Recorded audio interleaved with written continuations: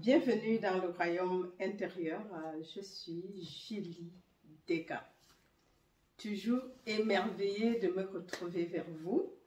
Et je dois rappeler que nous sommes en train de lire notre livre Ta foi et ta fortune par Neville Goddard.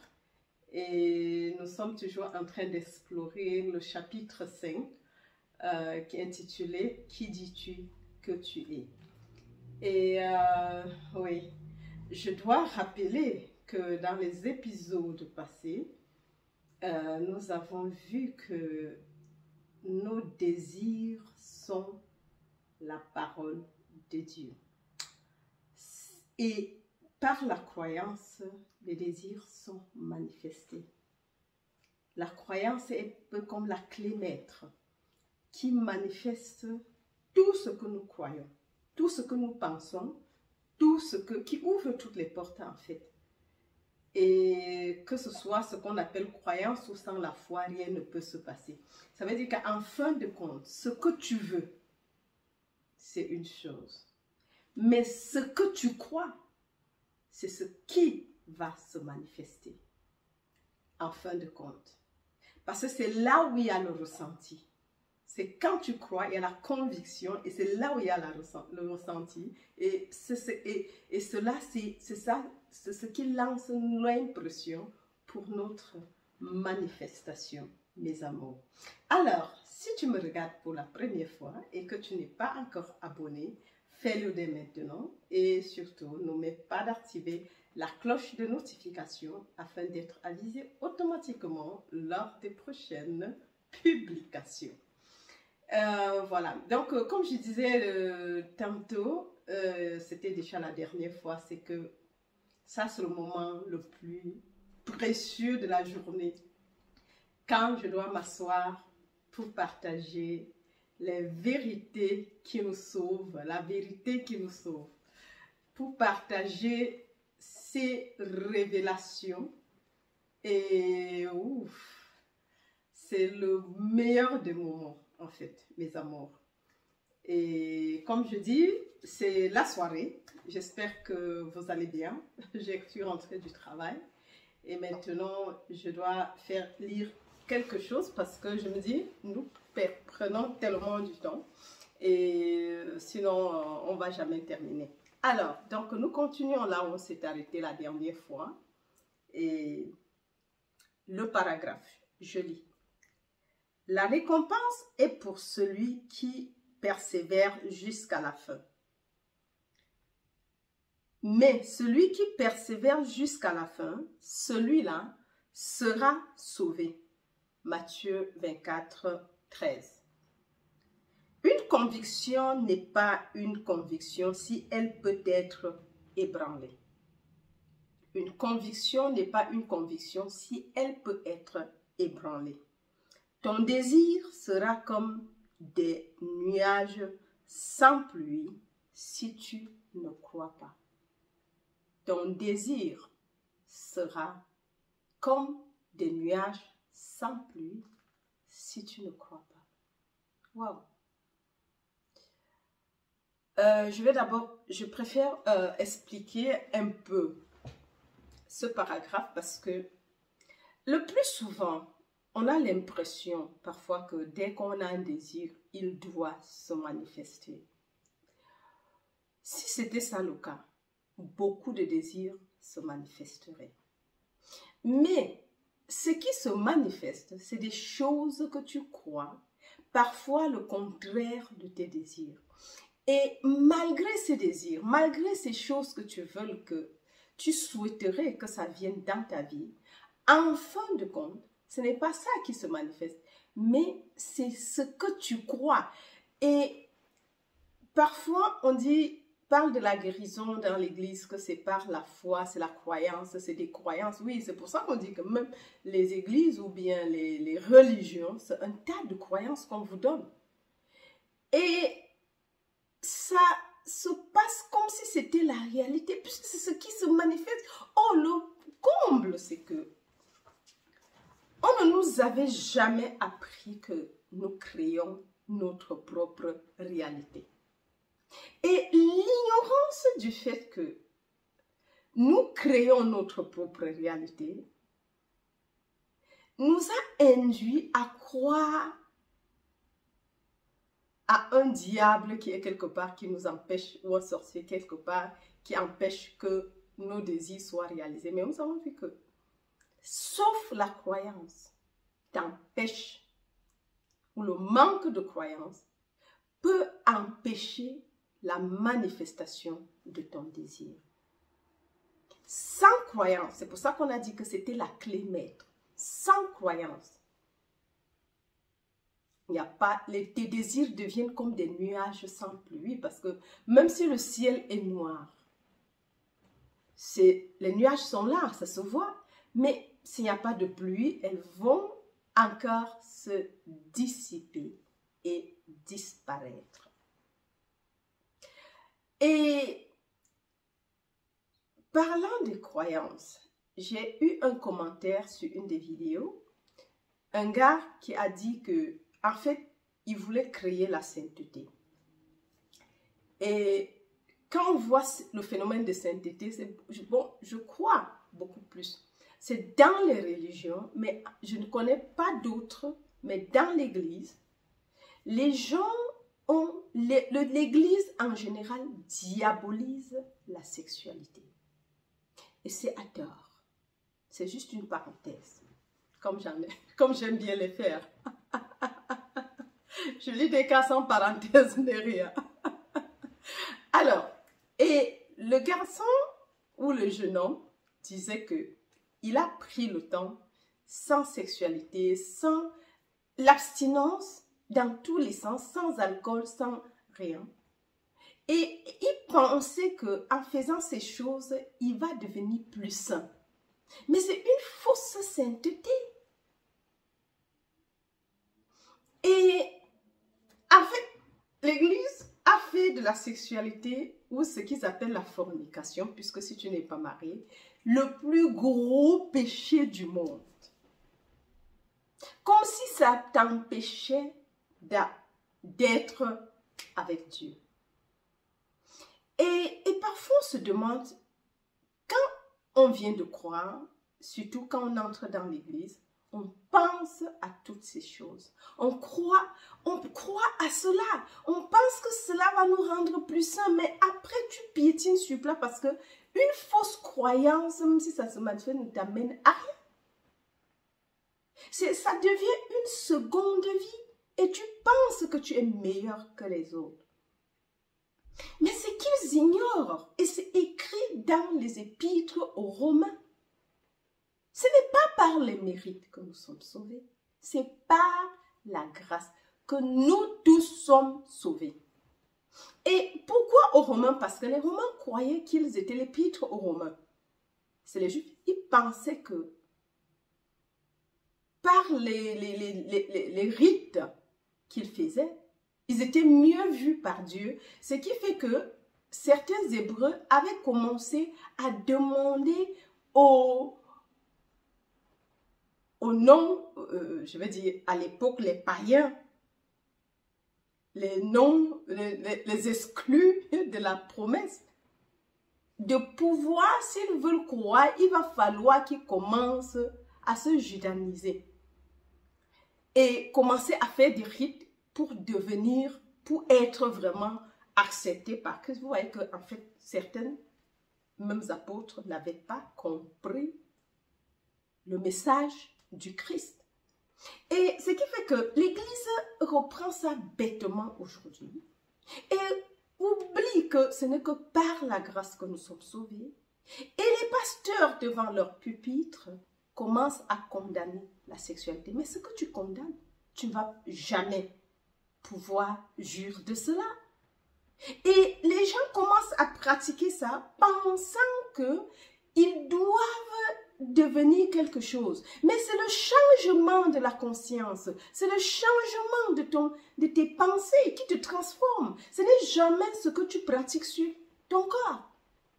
Aujourd'hui, nous comprenons et nous devons prêcher ces choses sur les toits pour que les gens puissent comprendre que tous les rites que tu peux faire ne t'amènent pas plus proche de Dieu, Ne t'approche pas de Dieu et ne change rien sur ta vie parce que ceux qui le font, après un bon bout de temps, j'en fais partie, parce que même si le jeune homme a dit, ça m'a interpellé, et tu te rends compte que tu n'es pas meilleur en faisant toutes ces abstinences que ton frère, que ta soeur dehors, et que Dieu ne regarde même pas ça, il ne voit même pas ça, il n'est pas au courant de nos humeurs, de nos rites, en fait. Et je me souviens à l'époque que à l'église, si même un fidèle, un frère ou une sœur, te voit avec un homme, si tu es une femme, le lendemain, le pasteur va t'interpeller. Et si c'est vice-versa, si c'est un garçon, c'est pareil. En fait, c'est une autosurveillance, comme si ça avait quelque chose à faire avec la foi. Et même si c'était le cas, ce n'est pas la surveillance. Il faut parler, il faut prêcher le bon message, car c'est la connaissance de la vérité qui nous rend libres. Et en même temps, la parole dit, là où il y a l'Esprit de Dieu, il y a la liberté. C'est-à-dire qu'en fait, il n'y a plus de liberté. Et si c'est le pasteur qui doit décider de ce qui va se passer, mais le jour qui n'est pas là, qu'est-ce qui se passe? Bien sûr, c'est exactement ça qui va se passer. Apprenez, chers pasteurs, aux fidèles de grandir, d'être grands, d'être responsables. Je dirais, responsabiliser vos fidèles en leur donnant le bon message. Ça ne sert à rien de courir derrière s'il a salué un homme ou une femme, ou si une femme a salué un homme, ou bien qu'est-ce qui s'est passé. Ils sont, après tout, des grandes personnes. Et parfois, on surveille des personnes qui ont déjà une vingtaine, trentaine, quarantaine. Mais je dis, je trouve ça impensable. Ça veut dire que le message n'a jamais été appréhendé, le message de Jésus. Parce que si on le comprend, le Jésus-Christ, ce qu'il a prêché, ce qui est même écrit dans la Bible. Parce que c'est des croyances, puisqu'on est dans les croyances, que eux, ils ont appris. Mais ils ne cherchent jamais à comprendre que si c'est la vérité ou pas. Oui, parce qu'ils prennent que Paul a dit, c'est pas parce qu'on a dit que c'est par la foi que nous sommes sauvés, c'est par la grâce qu'on doit peut-être en profiter. Mais ça, c'est une question individuelle. Le salut est individuel. Mes chers pasteurs, prêche la vérité à tes fidèles. Et vous verrez la transformation dans leur vie. Parce qu'ils avalent, ils croient au mensonge. Et c'est pour ça qu'ils stagnent tout le temps. Et ce jeune garçon donc était en train de dire que ce n'est pas la sexualité qui te rend meilleur. Il a pratiqué ça pendant un bon bout de temps, mais il se rend compte qu'il n'est pas meilleur qu'avant. Il n'est pas plus proche de Dieu parce que le fond, je crois que le plus souvent les gens le font, et moi je l'ai fait parce que je pensais me rapprocher de la divinité. Je pensais à la sainteté, que ces choses me rendaient plus sainte et que l'absence, l'abstinence me propulsait. Oui, de temps en temps tu peux, mais ça n'a rien à voir. Ça n'a rien à voir. C'est la croyance qui pense que ça a quelque chose à avoir avec ta foi. Non. Donc, pour dire que la croyance est assez importante. Ce que tu crois, c'est ce que tu vis. Et même si c'est le mensonge, à partir du moment où tu accordes ton attention et crois à cette parole, c'est ça qui devient ta vie le lendemain. Ce n'est pas ce que tu veux. C'est pour ça que ce n'est pas ce que tu veux, mais c'est ce que tu crois, c'est ce dont à quoi tu accordes ton attention.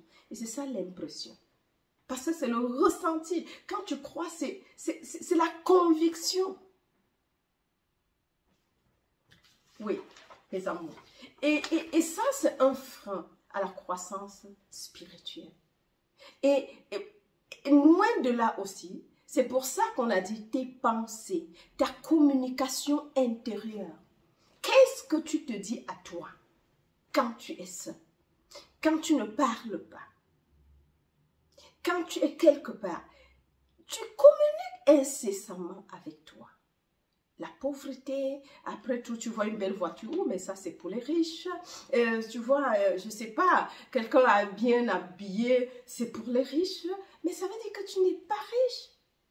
Tu passes devant une belle maison, tu dis, waouh, quelle belle maison, et juste la contempler. Oh, mais là, c'est pour les riches. Mais sans même dire, sans ouvrir la bouche, tu y penses. C'est ça des limitations.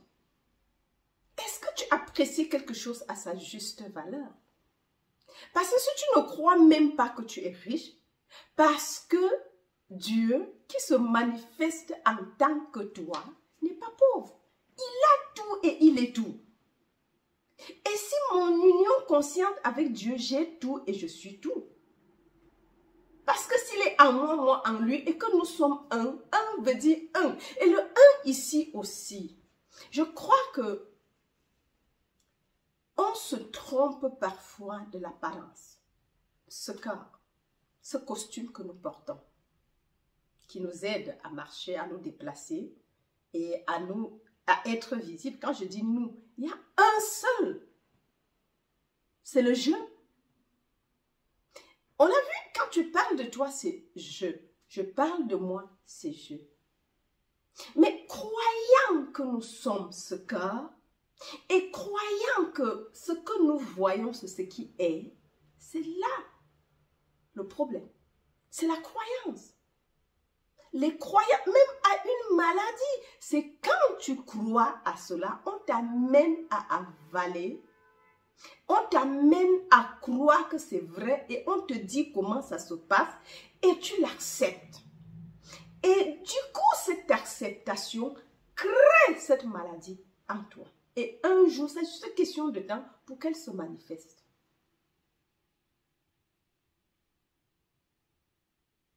Une fois, j'ai voulu faire le Heilpraktiker. Heilpraktiker, c'est en allemand. C'est des gens, ce ne sont pas des médecins, mais c'est des les thérapeutes, les praticiens, en fait. Ils pratiquent aussi la guérison et ils peuvent aider les gens, mais c'est beaucoup plus la psychologie, du côté psychologique. Bien, c'est la psychothérapie, en fait. Et je crois que j'avais fait un cours d'essai un samedi. Et puis, je m'assois. Oh, j'étais déjà sur le chemin de la vérité. J'étudiais déjà avec Joel Goldsmith, La Voix Infinie, qui parle de la guérison spirituelle. Et je connaissais déjà ses croyances. Alors, je m'assois et imagine-toi, la femme, c'était une femme qui donnait le cours le jour-là.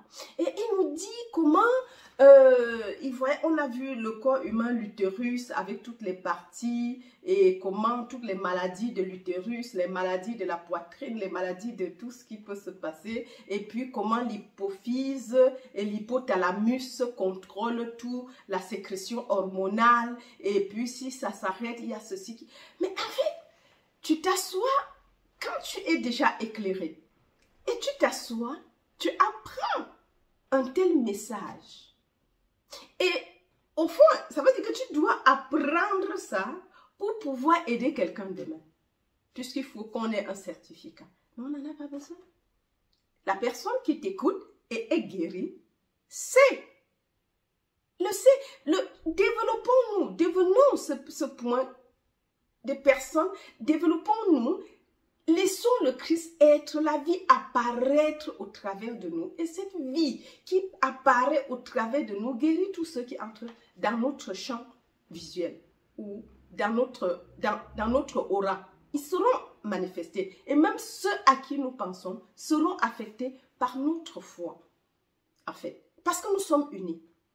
Je disais donc, la femme se met à expliquer. Je suis restée, j'écoutais, mais à un moment donné, j'étais plus présente. C'était un cours de presque 6 heures. Et puis, quand je suis sortie de là, je n'étais plus jamais revenue. Pourquoi? Parce que, en fait, je comprenais comment on se condamnait par la foi, en croyant à des choses. Il y a un peu de bruit dehors. En croyant à des choses qui nous condamnent par la suite. Puisque si tu crois, d'abord, ça doit passer par toi. Puisque si tu ne crois pas, il faut déjà que tu crois que c'est là et on te dit comment ça se manifeste pour que tu puisses aider l'autre. Waouh!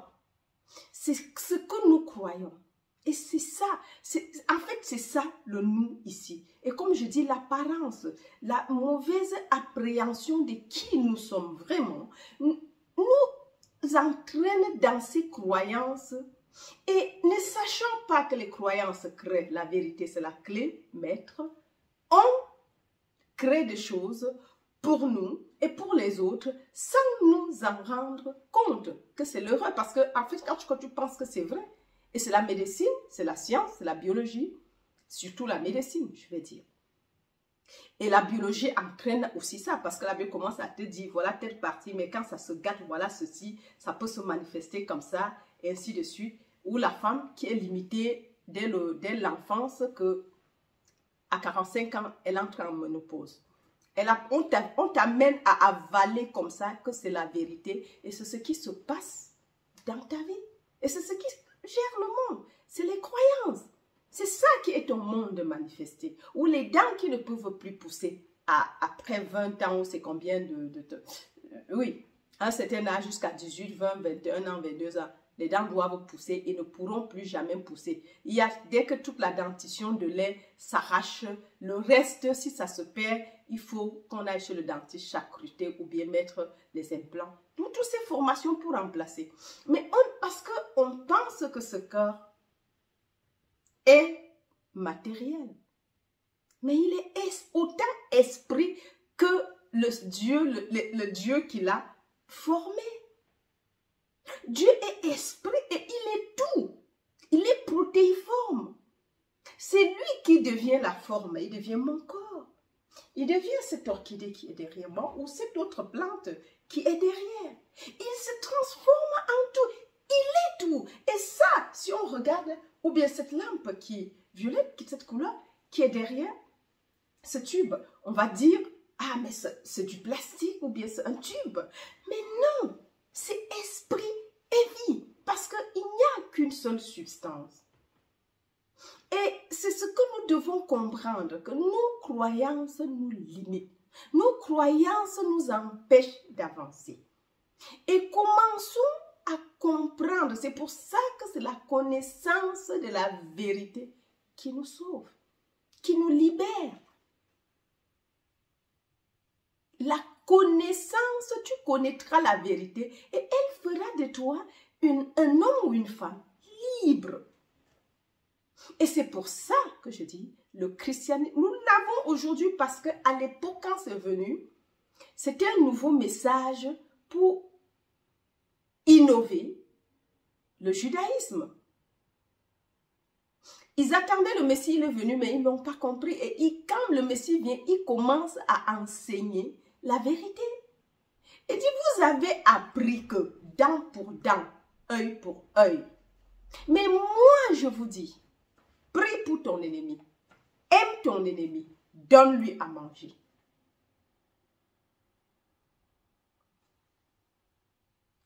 Si on te tape la joue droite, tends la joue gauche, même si c'est des symboles. Parce que ce serait vraiment difficile, il faut beaucoup s'abstenir pour que quand on t'applique une belle gifle, tu vas tendre l'autre joue que tu tapes encore. Parce que ça fait mal. Ouch! Je vais crier. Donc, c'est ce que nous devons comprendre. En fait, le message devrait nous aider à nous, comment dire, à nous reprogrammer parce que nous sommes un tas de programmes. Les croyances sont des programmes. Quand elles sont bien avalées, elles vont en profondeur et c'est ça qui fonctionne, ça fait fonctionner le corps. Quand le corps vient, le bébé est encore très très simple. Vous allez voir que les bébés, ils n'ont peur des personnes. Ils ne connaissent pas distinguer tout ce que nous connaissons. Ils prennent n'importe qui, ils saluent n'importe qui. Et c'est des personnes, c'est des enfants, ils n'ont pas encore été tellement programmés. Mais au fur et à mesure, ils grandissent, ils sont en train d'être programmés par des parents, par leurs pensées, bien sûr, l'écosystème dans lequel nous sommes.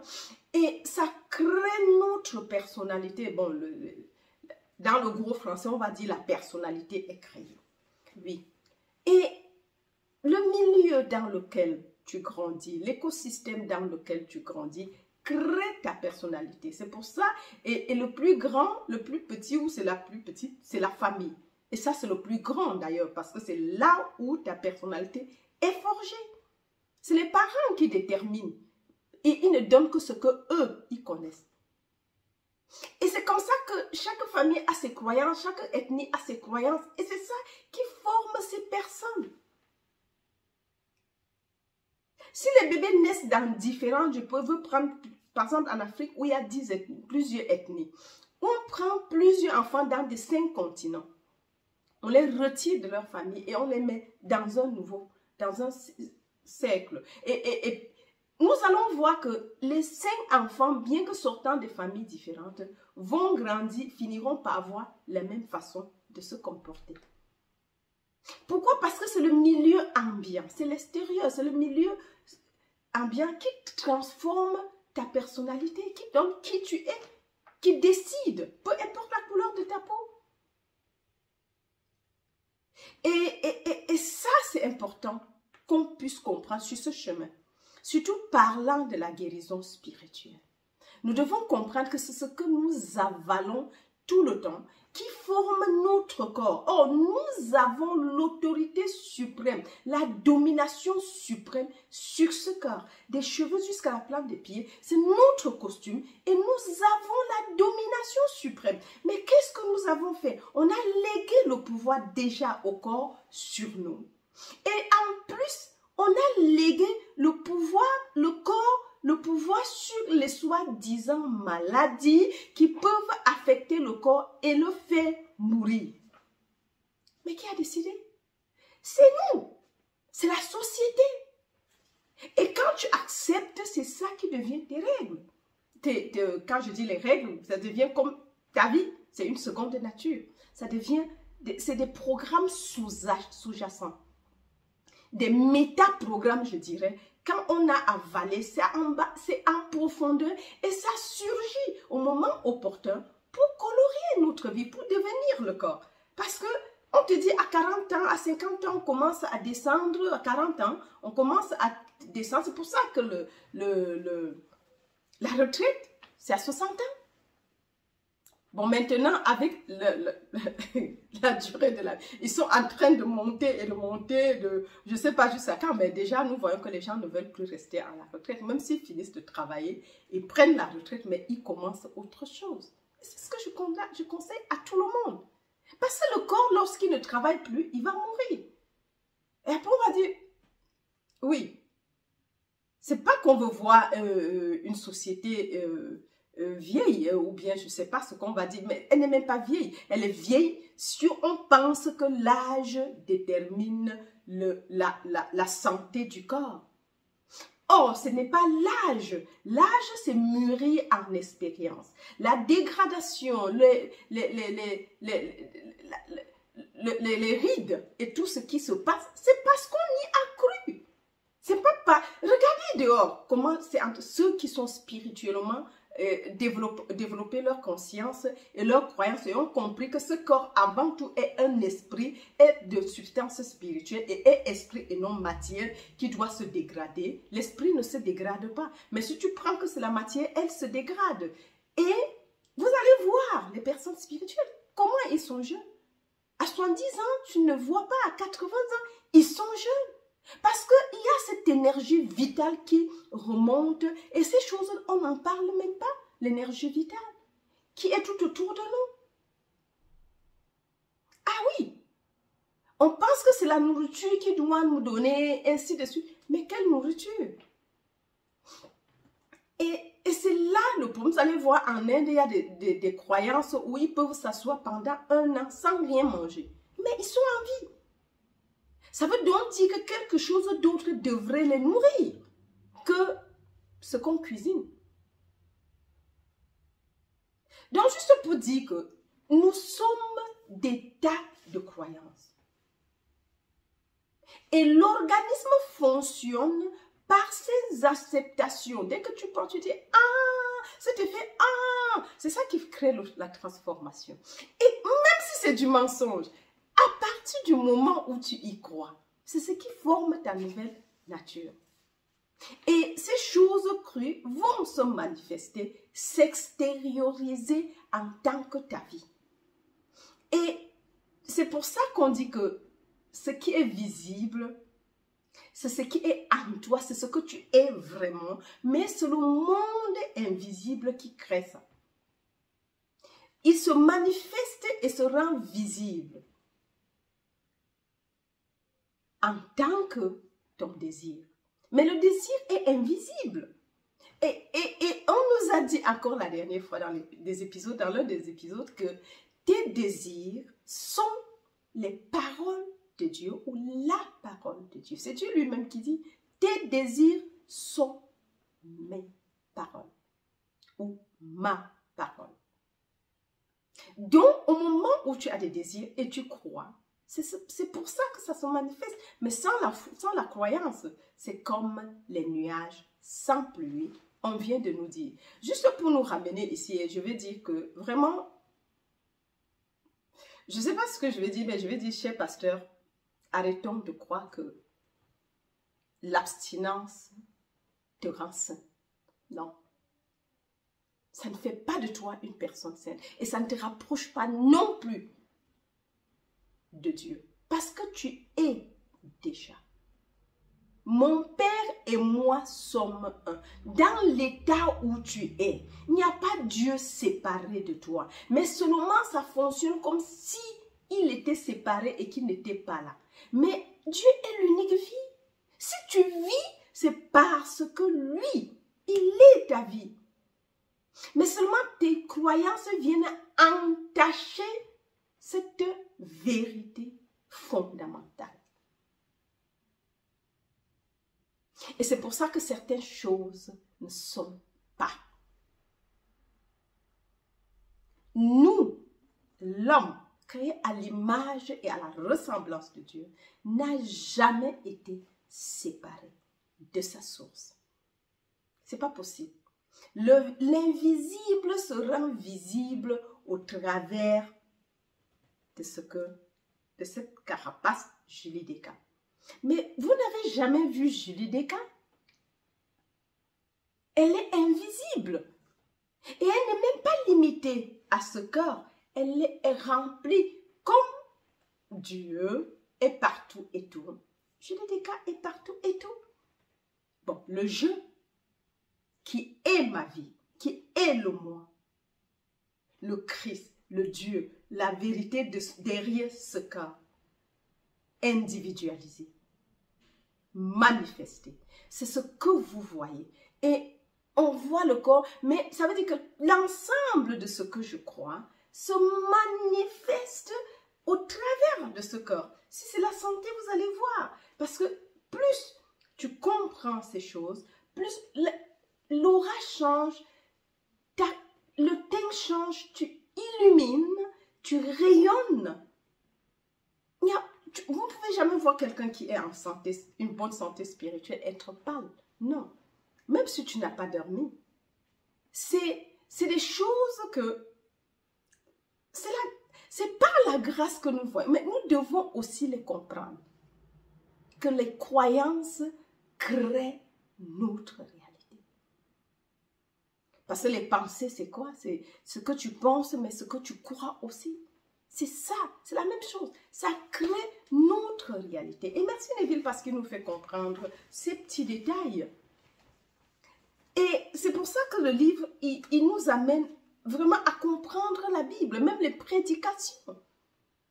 Plus que Neville. S'il avait un livre qu'il aimait lire, c'est sa Bible. Il dit dans ses conférences. Et pas depuis sa tendre jeunesse. Et je dirais donc à Thomas, c'est lui qui parlait de l'abstinence, Neville l'a fait aussi. Jusqu'à ce qu'il rencontre Abdullah. Et quand il est parti, il a dit, mais Neville, tu es fou. Il ne saluait pas des femmes, il ne buvait pas de bière, ne fumait pas, rien. Parce qu'il pratiquait la sainteté. Mais il dit, tu es fou. C'est pas vrai. ça ne fait pas de toi meilleur que les autres. Après tout, il n'avait pas de travail, il n'avait rien. Donc, toutes ces choses, il dit que c'est quand il allait à la Barbade. Il dit, mais comme tu vas aller à la Barbade, tu y es déjà, mais à ton retour, tu seras une autre personne. Tu vas venir en tant que transformé. Même la viande, il ne mangeait pas. Ni viande, ni poisson. Il voulait, en fait, c'était cette forme de sainteté. Qu'on pense que c'est dans le corps. Ce que tu manges, ça nourrit ce corps. Ça n'a rien à voir avec ton état d'être. Ne mange pas de viande. Peut-être tu auras une autre peau, une belle peau, je ne sais pas. Mais ça ne fera pas de toi plus sain. Ça ne te rapprochera pas plus de Dieu que la personne qui en mange. Parce que ce n'est ni bon ni mauvais. Tout ça, c'est la création de Dieu. C'est le Dieu manifesté. Que tu le manges en herbe ou en viande, ça, je ne pense pas pour moi qu'il y ait un changement. Et il est parti. Mais quand Neville revient, il dit qu'il a bu de l'alcool, il a mangé, il a fumé. Il a compris que ces choses n'avaient rien à voir avec sa vie. Et parfois, on fait ces manifestations parce que, ces abstinences, tout ça, parce qu'on pense qu'après, on serait mieux et on va, la richesse, Dieu, c'est la richesse, c'est ceci, c'est cela. Mais tu le fais, mais tu te rends compte que tu n'es rien. Parce que ça, là, ne transforme pas ta conscience, ça ne transforme pas qui tu es. C'est la conscience, la compréhension de qui tu es, de comment ça fonctionne, de ton union consciente avec Dieu, de ta domination totale sur ce corps et sur ton monde. Bien sûr, oui, sur ton monde. Si quelqu'un vient, il ne peut pas entrer si tu ne lui donnes pas le pouvoir, parce que même, chez nous, on parle du marabout, du sorcier.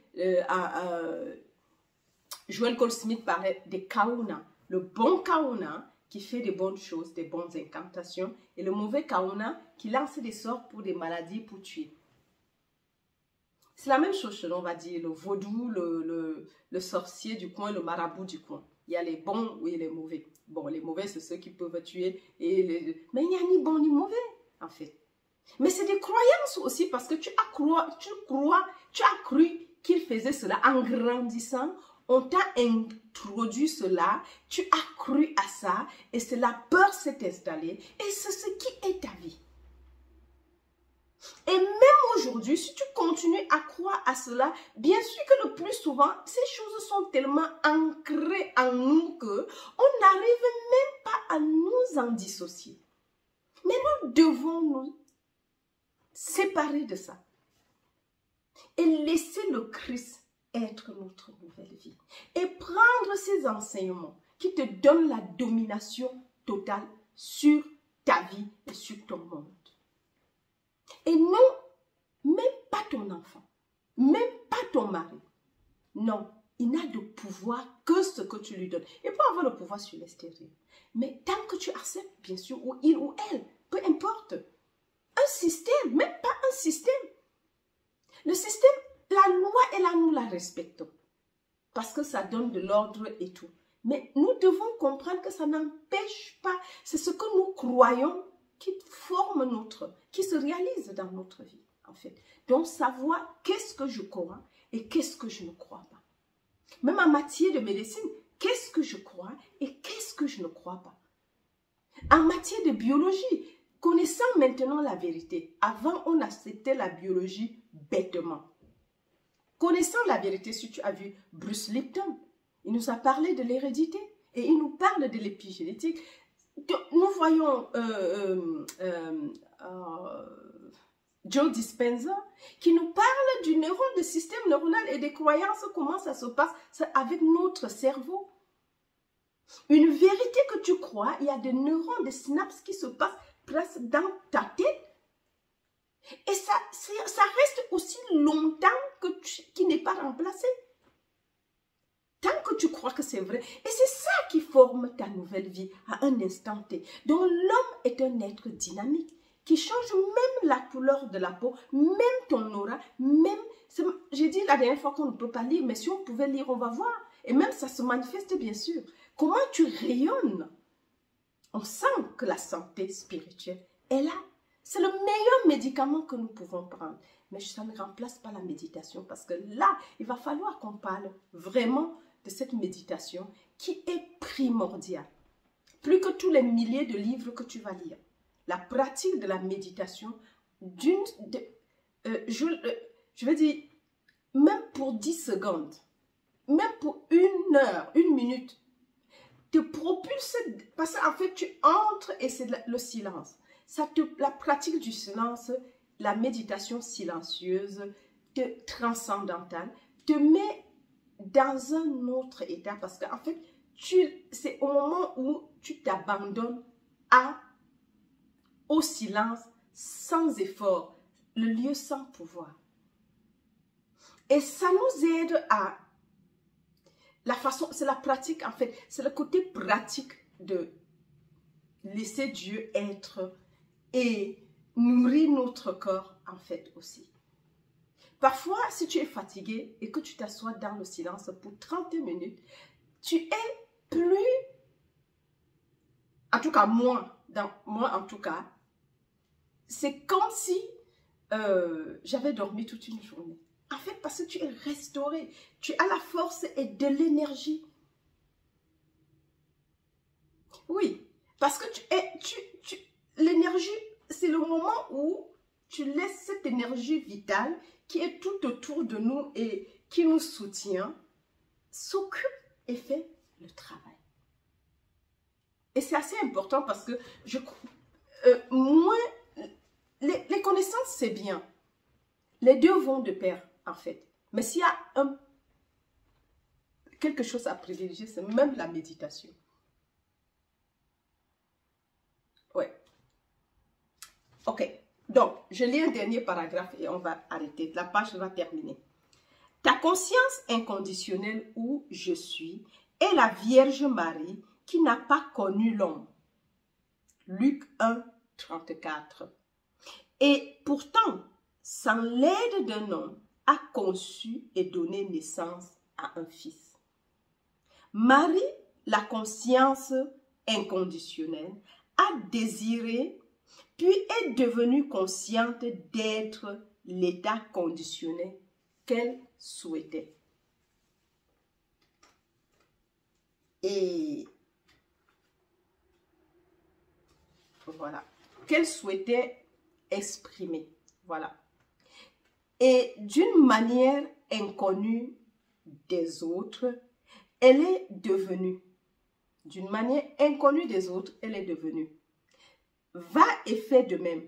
Acquiert la conscience de ce que tu désires être et toi aussi, tu donneras naissance à ton Sauveur. Nous voyons qu'on a une autre histoire de la Vierge Marie. Bon, c'est vrai qu'il l'a aussi interprété.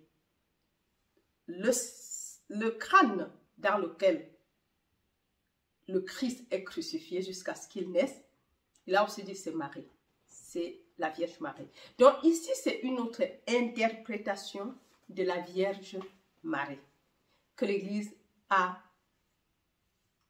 interprétée d'une manière historique et qu'une personne est née, ainsi de suite. Bon, avec Neville, on connaît déjà ce qui se passe. On dit ta conscience est inconditionnelle où je suis et la Vierge Marie qui n'a pas connu l'homme. Oui. Parce que ton désir, quand tu le conçois, c'est une conception immaculée. Il va naître. Mais toi seul, tu sais ce que tu désires. Personne d'autre. Mais c'est comme un enfant. Même s'il est conçu, peu importe les circonstances, de nos jours, il y en a plusieurs. Mais personne ne sait. La femme est enceinte, bon, on va voir peut-être le ventre, mais à la seule différence que ton désir, personne ne peut le voir jusqu'à ce qu'il se manifeste. Et maintenant, il dit, et pourtant, sans l'aide d'un homme, la Vierge Marie a conçu et donné naissance à un fils. C'est pareil pour toi. Lorsque tu conçois ton désir, tu es l'unique personne à le savoir. Personne ne peut le voir. sauf lorsqu'il va se manifester. Je prends l'exemple que Neville nous a raconté lorsqu'il était en prison. Il dit que lui, il voulait sortir parce que la loi disait qu'à son âge, à 38 ans, il peut sortir, il peut pas de la prison, de l'armée, pardon. Désolé, c'est un lapsus. Bon, c'était aussi une prison en même temps. C'est pas prison qu'il avait fait quelque chose, mais c'était l'armée. Et il voulait quitter, mais pas, il voulait quitter dignement, en fait, l'armée. Il a fait ces 3 mois et quand la loi est sortie, il tombait, il remplissait les conditions pour être libéré. Et dit qu'on ne l'a pas fait. Alors, comme il connaissait la loi, il a pratiqué juste la loi. Le colonel a refusé et il dit le soir, chaque fois qu'il se couchait, et le colonel avait la décision finale. Ton colonel, ton chef, avait dans ton régiment, avait la décision finale. S'il disait non, tu ne pouvais pas faire de recours. Alors, quand il a fait la demande, il a dit non. J'ai besoin de toi. Il a dit ok. Il est rentré. La nuit, il partait dormir dans sa propre maison. Il dit que si sa femme était éveillée, elle devait le trouver là. Il pouvait le voir. Elle pouvait le voir. Pendant 9 jours, il a fait cela. Quand les gens vont au lit, il dit, Ésaü est couché, mais Jacob va dormir chez lui à New York ou Los Angeles. Pendant 9 jours, le colonel l'a appelé. Neville, tu veux toujours partir? Il n'est pas rentré faire un recours. Il dit oui. Il dit, mais regarde, voilà les avantages, les avantages. Tu veux toujours partir? Il dit oui. Il dit, ok, va chercher une autre demande. Voilà, en ce moment, son désir qu'il a conçu seul est en train de se manifester. C'était retourner, être dans sa famille. Personne ne pouvait l'en empêcher. Et ses autres collègues, on voit seulement comment il est en train de partir. Mais ils ne savent pas ce qu'il a conçu. Il a conçu, ils ont vu juste l'enfant qui était la sortie de l'armée. Dignement, comme il avait dit. Et l'autre cas, c'était lorsqu'il voulait partir à la Barbade. Et il n'avait pas d'argent. Il a conçu l'idée et il fallait qu'il vive comme s'il était à la Barbade, avec les cocotiers et tout. Il dit que mais New York était différent de la Barbade. Mais il devait, malgré les gratte-ciel et de l'autre côté, paysage à la mer, et c'était l'île avec les cocotiers, se retrouver en train de marcher. Quand il sort, il marche sur la rue, la Barbade. Et c'est là le désir, la Vierge Marie. Tu conçois. Ça veut dire que nous sommes tous des Vierges Marie. En tout cas, la conscience, puisque ce n'est pas le corps. Parce que quand on dit nous, on va du coup voir le corps. Et c'est pour cela, parce que nous sommes identifiés en tant que le corps. Les autres, quand on parle de Julie Descas, on voit le corps.